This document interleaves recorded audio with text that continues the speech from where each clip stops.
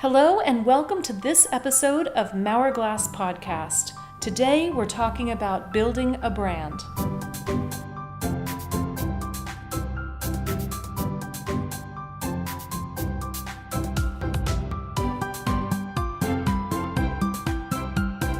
I am here today with Artimus and we're talking about building a brand. Artimus has worked with me on other projects in the past. So in addition to working on the podcast and the YouTube channel, he has also worked with me on building my fine jewelry brand, which is Jill Maurer. And we are starting another brand now. The reason I'm starting another brand is that I have really enjoyed doing the fine jewelry. I've always collected fine jewelry. I love the design of fine jewelry, and I really like the history of fine jewelry. I like to collect vintage jewelry, and there are a lot of designers that I love and respect. It's just something that I have loved. The reason that I'm starting another brand is that I've just heard one too many times, I really love your jewelry, and when I can afford it, I will get a piece. To me, that's not who I am. That's not what design is about. What I really care about is the design. And I don't want something that is not within reach. If you love and appreciate the design, I want you to be able to have access to it. So that's one of the reasons that I've started this new brand. The other is that I started the fine jewelry design line, and I always said that it was for anyone who feels a connection with it, male or female. What's been interesting is that I sell about 70% to men. And this is true even in jewelry stores that thought they would be selling only to women. And so what I really discovered is that there are a lot of men who are hungry for well-designed accessories because there just hasn't been as much available to them on the market as there have been to women. I mean, there are men's accessories, but it hasn't, sort of the breadth of options isn't there for men. And that is why I'm starting to design. Now, I'm not really designing for men.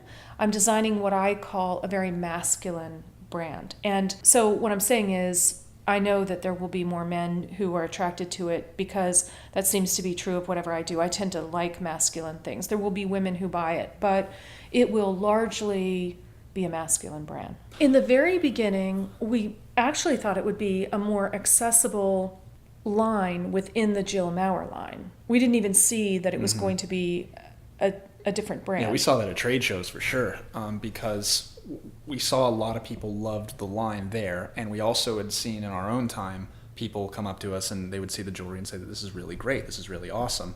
The group that seemed particularly interested in it were men and also millennials, and that, in my age group. And the thing with us is that we like things, we appreciate things, and what we found was the second they heard the price tag, they suddenly felt like they couldn't have it. And I remember that bothered you because you could tell they loved the piece, but there was this barrier of, that's just too much. I don't buy fine jewelry. Not that fine jewelry is a generational thing, it might be, but more to do with they liked it. There was that barrier that they suddenly couldn't have it.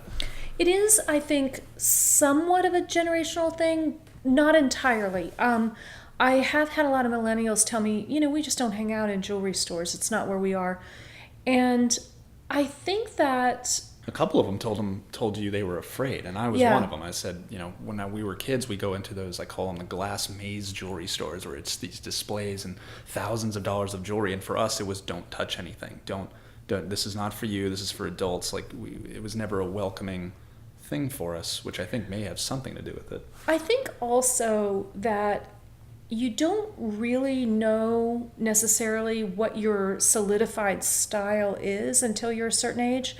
And so because of that, a lot of times what people buy in jewelry is sort of that tried and true traditional, the thing that they don't necessarily absolutely love but feel like they'll never get tired of. It's sort of this kind of weird place to be in where you don't want to make too much of a statement in case you don't like it later. Because it's just such a big commitment to buy something out of gold or silver. Whereas if it's made out of steel and you're not spending quite as much on it, then you feel a little more comfortable about experimenting and trying different things and seeing if you like it. And if you like it and wear it and love it for 2 years and then decide you don't, you can move on. Mm-hmm. And there's something about that that's really great. And maybe you will wear it for 10 years, but you don't feel like you have to. Yeah. And your goal with the last line when I first came on board is you said you wanted to make a line that women felt like they could wear and men equally felt like they could wear. And over time, what we saw, do you remember that, we might have mentioned it before, do you remember at the trade show when a woman came up and tried on one of your bracelets and said, oh, this is great, it's clearly not for a man, it's got to be for a woman. And then 15 minutes later, we had a guy come there and say the exact same thing, but he felt certain that there was no way this could possibly be for a woman. And we're just like, well, come back in 15 minutes, you might be surprised what you see. Right, and what people only live their lives as themselves, and so they feel like either this is for me or this is not for me, which is really the answer. Is it for me or is it not for me? But then they project, well, if it's for me, then it's for everyone who's exactly like me. Right. And that's not necessarily the case at all. So that was definitely another one of those pillars that I think was the foundation of this new brand, was the conversation of, it's interesting that we feel like we're at every one of these trade shows, we're having to convince men it's okay to wear this. But if it's a really masculine piece, we're not having to try at all to convince a woman that she can wear it, because women just, for whatever reason, feel like they can wear both sides. So the argument was, well, wouldn't it make more sense to just make a clearly masculine line, knowing that everyone would feel included, and we would have to do less persuading to open people up to designs they wouldn't? Right, and at these trade shows that Artimus is talking about, that you're talking about, they weren't really people there who would necessarily wear the product, because these are industry trade shows. So what they are is they are people who own jewelry stores, and they are by nature more conservative because they're buying things that they feel for sure that they can sell. And so what they see is that their customer is a female, because that's what they've been offering. They've been offering jewelry to women, for women, and they're a little afraid to go beyond that. To a store, every store that has ever purchased my fine jewelry line, they say, yeah, I know that you sell to men and women, but my customer is a woman, so I will be selling to women. And I just always tell them, make sure you let the men know it's for them too. And even in those stores, I'm selling 70% to men. So it isn't really the customer who is afraid of it, it's that buyer for the store. Mm-hmm. And it's interesting because, they've told me about how, they've practically never noticed all the men walking in the store, because they feel their customer is a woman. So if a man is there, he is there to buy something for a woman. That is the mindset that the owner has. Mm-hmm. And once you say, oh, no, you have permission to buy anything in this case, they get excited. Now, that, that those men who've been in there, they like jewelry, because that's what they're choosing to buy. Mm-hmm. And if they like jewelry for their female partner, it stands to reason that they would probably like jewelry for themselves, if only they had the permission to wear it. Mm-hmm. Which is, now, to be clear, I never felt that they needed my permission to wear it. They've always had the permission to wear it, but if they need me to nudge them and say, you do have the permission, I'm here. Right. So, but this brand has been an interesting endeavor, because at some point we realized this is really a separate thing. As we started to design and think and create, we realized that our customer wasn't in a jewelry store. They're not necessarily in a jewelry store, and so we started to think about, where are they? And where they are is online, and maybe in some other stores as well, but not typically a jewelry store. And that's where we started thinking, okay, I think this needs to be a separate brand. Mm-hmm. And if a jewelry store wants to carry it, they can carry it, but that's not our primary. Yeah. In a lot of ways, it feels not necessarily like the shadow of your other brand, but it feels like the pendulum swinging in the other direction. Like, we found out that all of these things that weren't working, it swung in the other direction, and we're saying, okay, well, what would work? What response are we actually looking for? I think for me, it's tough going back and thinking what's the punctuation mark at which point it goes. Mm-hmm. The closest thing I can think of is, I think I walked in one day and we had just had a conversation the day before about what your old line was really about. And it was about connection to your ancient past. It was about archaeological digs. And we were hung up on the idea of it being about archaeological digs. We started talking about archaeological digs and how a dig site that is referring to an ancient past. So it was another conversation about barriers and getting directly to not only the consumer, but the concept of our ancient past. So then we fell in love with the phrase, and I think you said it at some point, you said modern hunter. Mm-hmm. And then we were like, wait a second, hold on. And then we like obsessed over that for like 2 weeks. Right. The archaeological digs and the connection to our ancient past, which for me is everybody walking on the planet can look at any archaeological dig and say, that is my past. So it's a way that we're all connected. But the reason that really works for me, one of the reasons with the fine jewelry brand, is you find gold and silver in these digs, especially gold. You know, these are the metals you find, and you find the real gems, and it is the jewelry is of the earth. But we were going a little more modern here. We're saying we're going to make these out of steel, and even blackened steel. And there was this really modern, edgy feel that didn't really fit necessarily with this prehistoric concept that we had. And that the connection to the prehistoric was that kind of modern hunter feeling. Like, what if a caveman were walking around today, what would he be doing? Yeah. What is today's version of someone who goes out and hunts for food, survives in the wilderness? Like, what is the modern version? And we started throwing out ideas like a lawyer, when he goes out and wants to win the big case, like that's his prey, that's what he's going for. Or an athlete who's trying to beat his own record, or even just a regular person who has like a set of goals. And so the customer sort of was forged out of the idea of modern hunters are people who are going to do something. And that concept of, instead of focusing on the material of gold and silver, focusing on the shape, the symbolism, and that connection was more important, was a completely different shift from the other brand, which is, another reason why it became its own separate thing. Right. So craftsmanship is still very much involved, but it can use any kind of tool, any kind of modern material, any of that. So that was a lot of fun, and that did lead us to an entirely different brand and sent us down that whole process of naming the brand, of creating the logo, of the whole story. What are the rules? What is this brand about? Because I always have my core values, which go into pretty much any brand I would ever do, but there's a subset of core values for the brand. You're creating kind of a universe, and what's allowed in this universe and what isn't allowed in this universe, what exists here and what doesn't.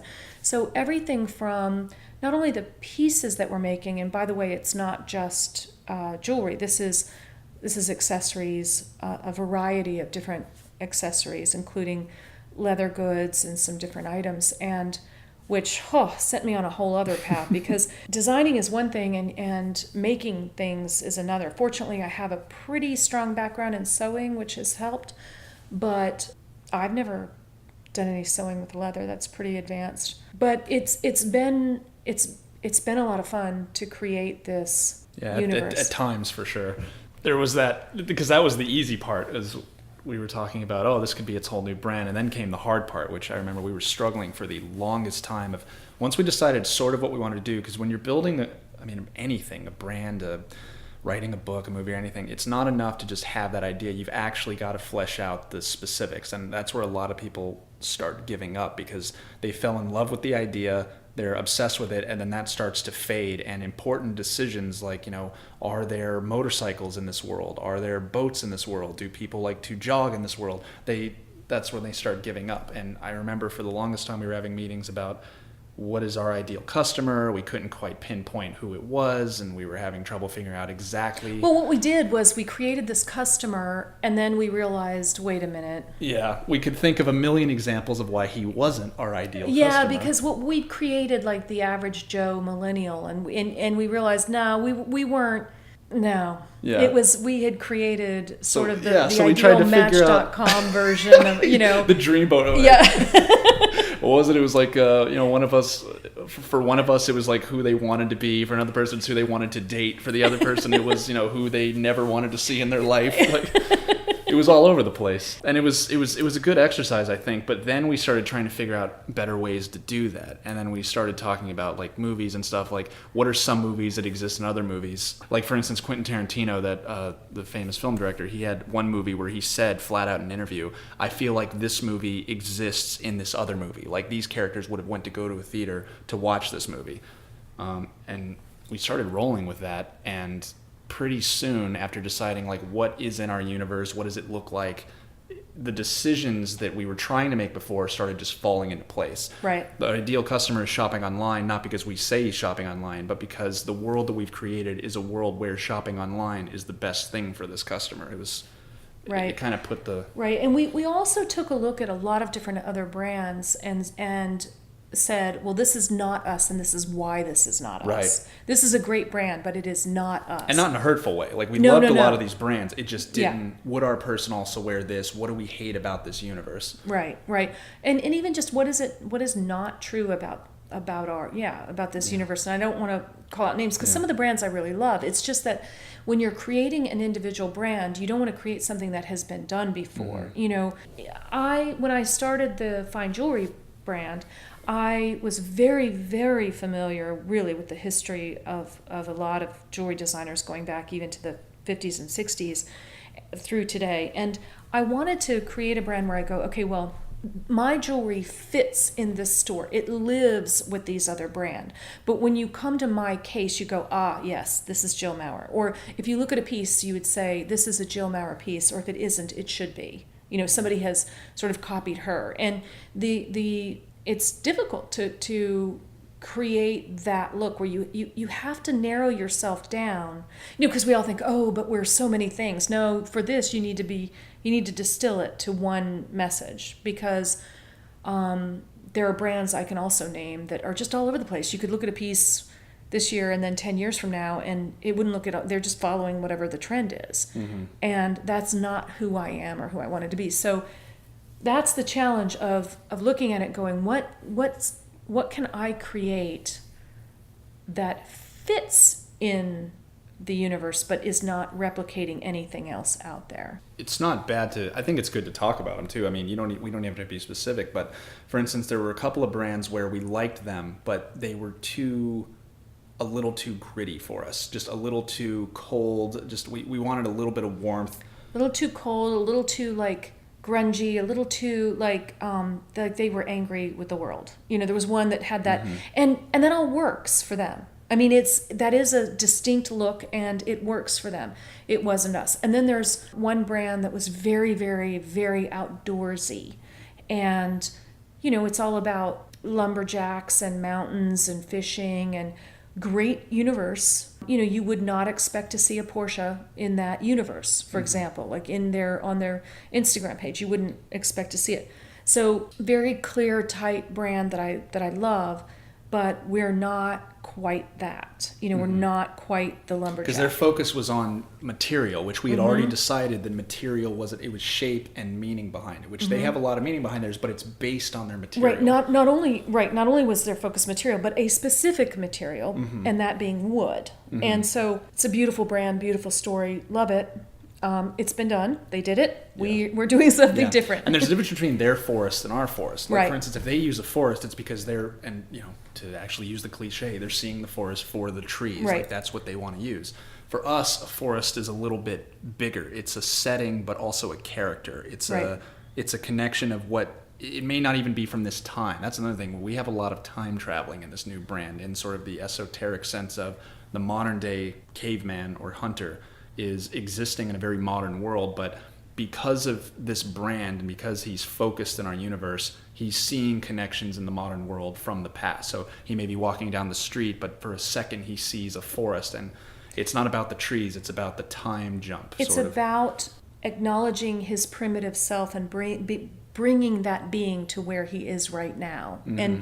and being this primal creature, successful creature in mm-hmm. the skyscraper. Right. You picture a lawyer with a briefcase, like standing knee deep in the ocean, and he sees actual shark fins. Like this idea of like contrasting modern and then old. You know, the architect creating his ideal hut. Right. You know, and it's just gotten to be really fancy at this point, but that's primally what it is. Or I think the most fun we had was when we started doing the the fake Instagram page. oh yeah, So what we did for that, little unconventional, but we started finding pictures and brands. Some of them we had investigated when we were looking at what brands we liked and didn't like. Started putting together a collage of pictures. some that we are just thought, random pictures that Yeah. have nothing to do with brands. We Yeah. just started hunting. Some of them are products, some of them are just pictures of the wilderness, some of them are this. And then as we were putting them on the fake Instagram page, which was private and only we could see, we Well, started. we even started with a Pinterest board. Yeah. Pinterest We board. started with a Pinterest board and collected I remember that. all of this stuff, and then we would edit. Like, wait a minute, this isn't an art. There is no. And it would change we don't- fast. There are no flowers. There's no baby's breath in our It's my universe. favorite quote. We put up a picture and it has it's a beautiful brand and we think it fits with the universe but it's got baby's breath in it, and she looks at it and she just goes, "There's no baby's breath in our universe." And we just started laughing because we're like, what a specific odd decision that you never would have made. The old way we were saying, who's the ideal customer? Right. Now we're looking at the world which we live in and saying, what doesn't fit in this world? That was interesting because sometimes we would add 4 or 5 photos and say those are perfect, and then 6 photos, 7 photos, 8 photos later, we're like, the first 2 don't work anymore, and we Right. don't know why. We couldn't quantitate it.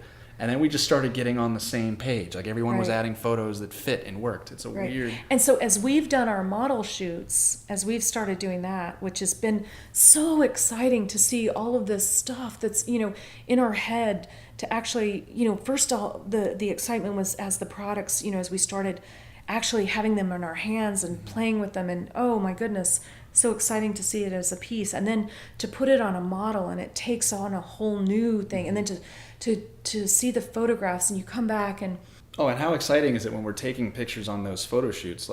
We just did one this past week.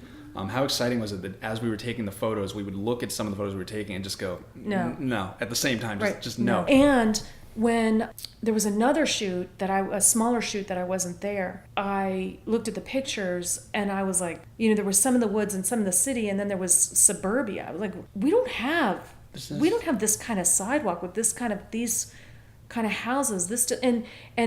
And the model and the photographer, you were the model in that case, and the photographer said, "Yeah, we tried it, but we both looked at it, and knew it didn't. We had knew cut it it didn't short." work. She said verbatim the exact same thing you just said. We were walking halfway down the sidewalk. We had gotten some foliage. We had gotten some trees, and she takes a couple of photos on a sidewalk, and she just goes, "No, just no." And which that sounds like so simple and so easy, but if you go back to when we were struggling with who the ideal customer is, to the point to where we all, even people who aren't in the photography department, just going, no, like that, you Right. can't, that's valuable. So I'm Yes. glad we took that time to figure out what that universe is, because it's making these photo shoots an absolute breeze.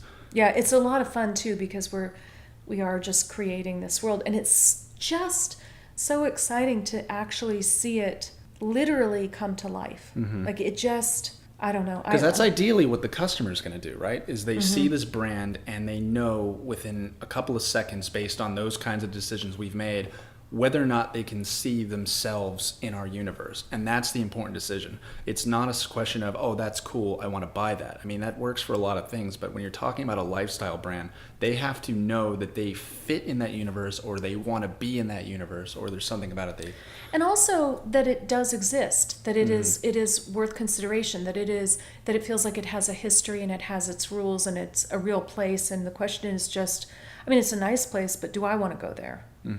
That's So this is the first time you've worked with leather, right? It's the first time for me, but is this your first time working with leather? Yes, I played a little bit with leather for the Jill Maurer brand, and just never made anything that hit the market. But was maybe sort of headed in that direction. But no, I have not. How do you like it compared to jewelry?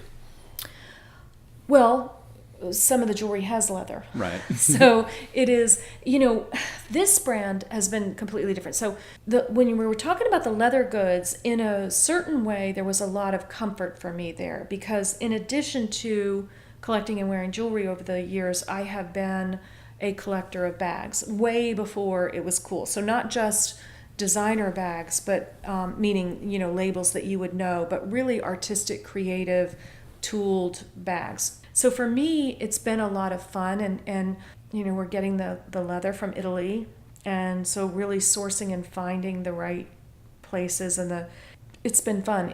There's a lot to learn though. Mm-hmm. Like I would have had, if I had known what is involved in really bringing a bag to fruition, I'm not sure I would have done it. Like sometimes it's better just not to know, to just take one step at a time and not be aware of the, talk yourself out of it. right, of how far this is really going to go.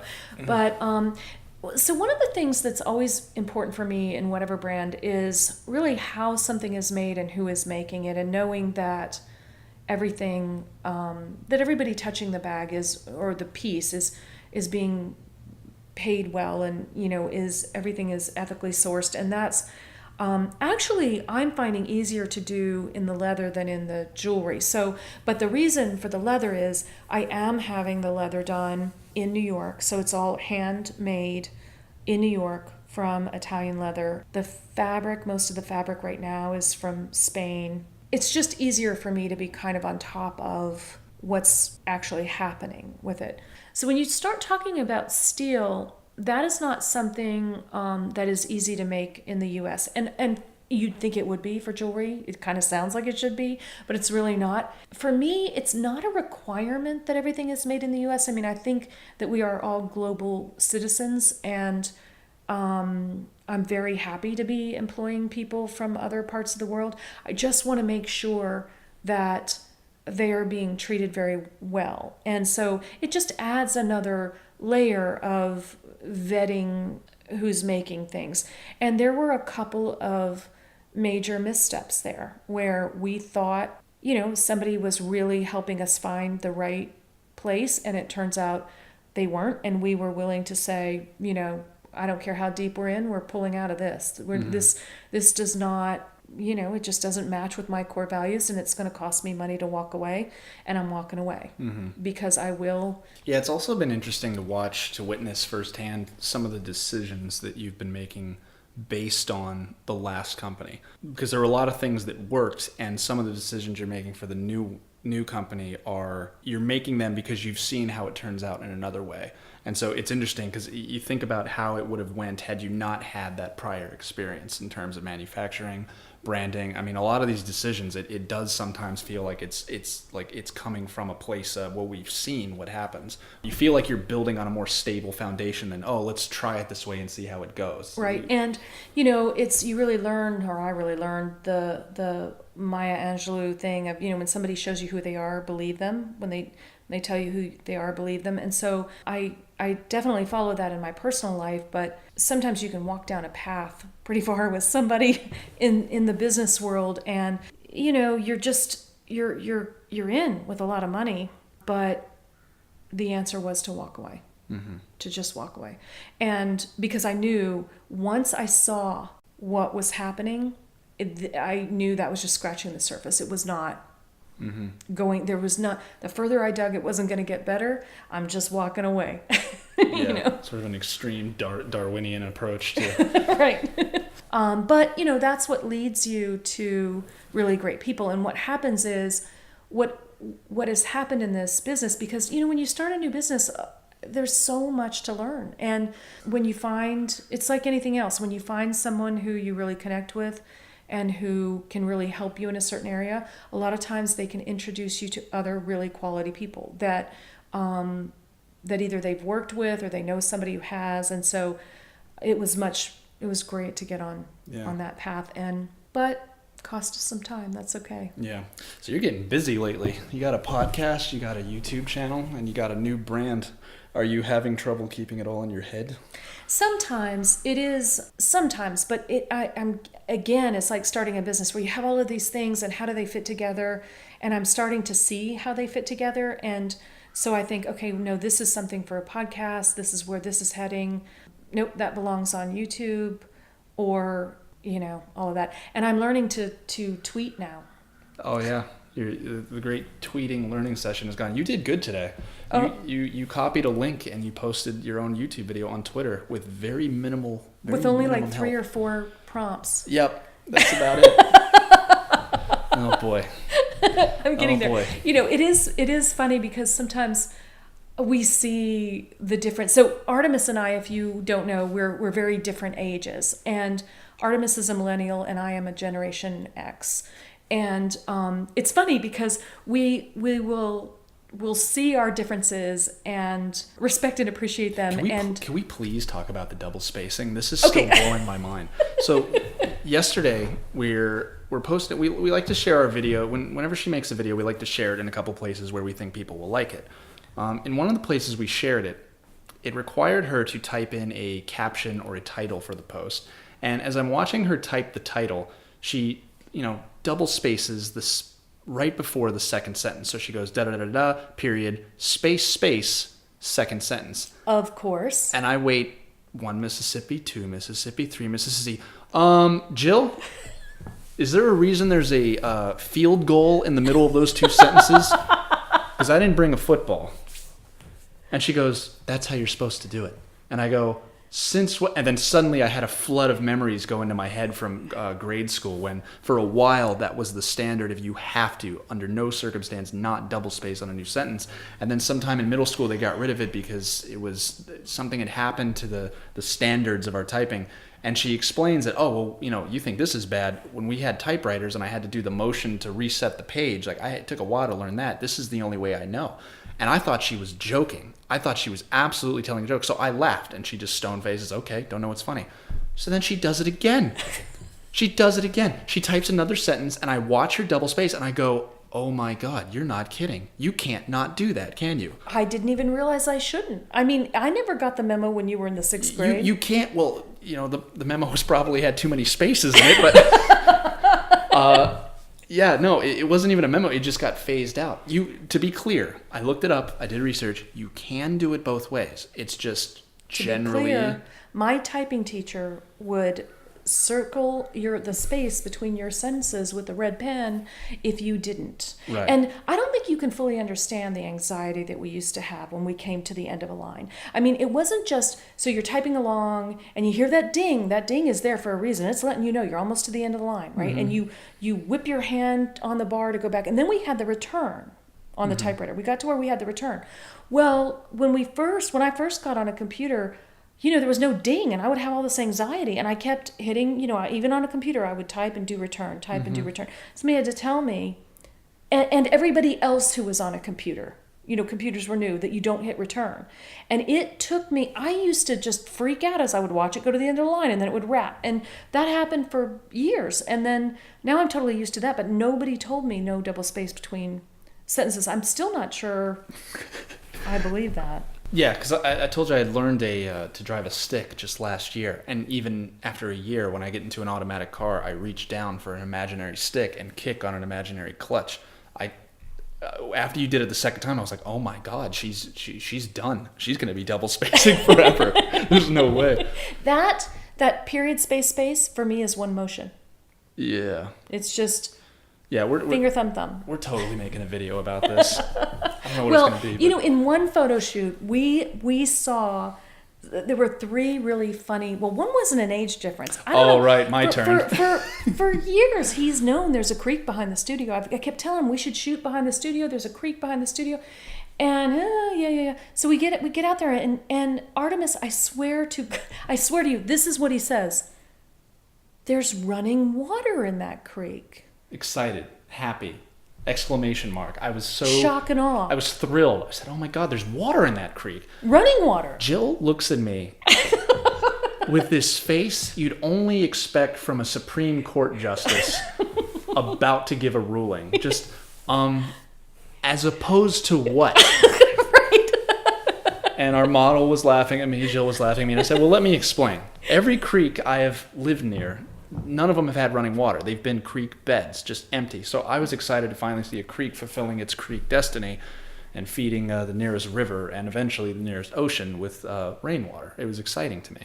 The creek out there always runs, sometimes a lot. Like sometimes that river, almost looks like a river, but yeah. It's the little things that are And then exciting. There was another thing that happened with you and the model. So I wanted a prop, so I hand the model my 1983 Canon AE1 35mm camera. SLR. There's no D in this. There's no digital. It is an SLR camera. There wasn't in 1983. It just, you put film in it, and on the back there's a little window so that you can see what film you have in it, because you can't open it after that, and how you shoot depends on what film you have in it.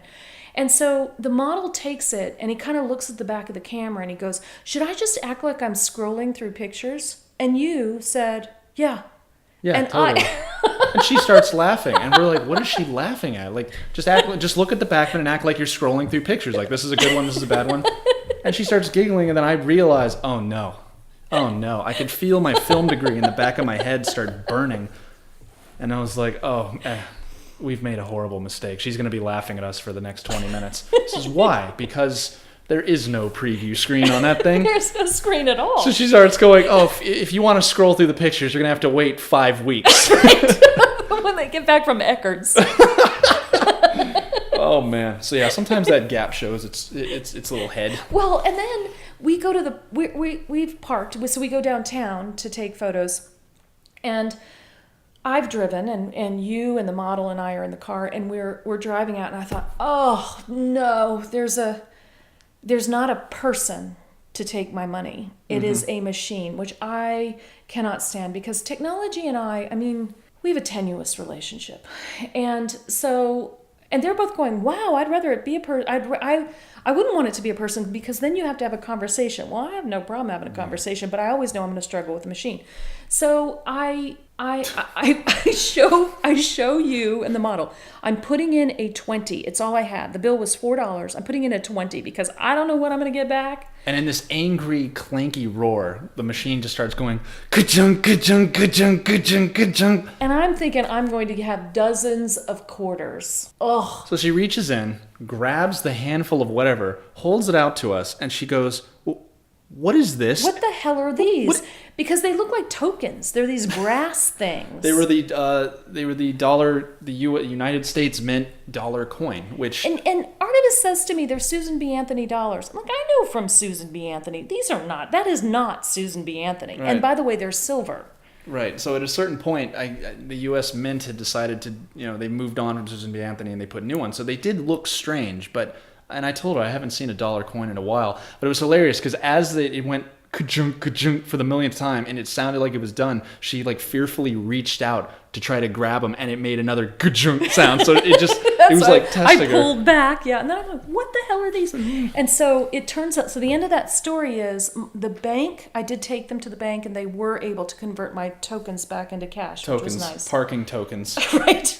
Which is what I thought they were. Redeemable at your nearest Chuck E. Cheese. Right. Yeah, that was funny. And yeah, from her perspective, they were like the balloons. You in technology, it's like oil and acidic polluted water. Right. It is not good. Yeah, I've been able to do, I will walk up to get a badge, like at a trade show, and everything will shut down, and I'll go, I don't know what's wrong. And I'll just tell them, listen, I know this is odd, but I am going to step away. I'm going to go 20 feet away, and it'll print my badge, and then just let me know. And it does. Yeah. They've come to me and said, we don't know. Walking Mercury retrograde. I know. There's been a million times where I've just been like, Jill, I don't know what's going on with your computer. Can you leave? Can you just walk out of the room? And immediately, oh, sorry, I'm over it. Whatever it was that was wrong with me. I'm here to operate like a normal computer. And the sun rises in the window.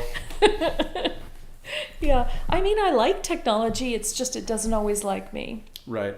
Okay, so those are the ramblings and musings of how we have started this company that we are about to announce. It'll be soon, and sometime in the spring, right? Yep, in the spring. Things are moving well, and I'm excited about it. I know you are too. Yep, for sure. Thank you so much. We hope you enjoyed this episode of Maurer Glass Podcast, and we'll see you again soon.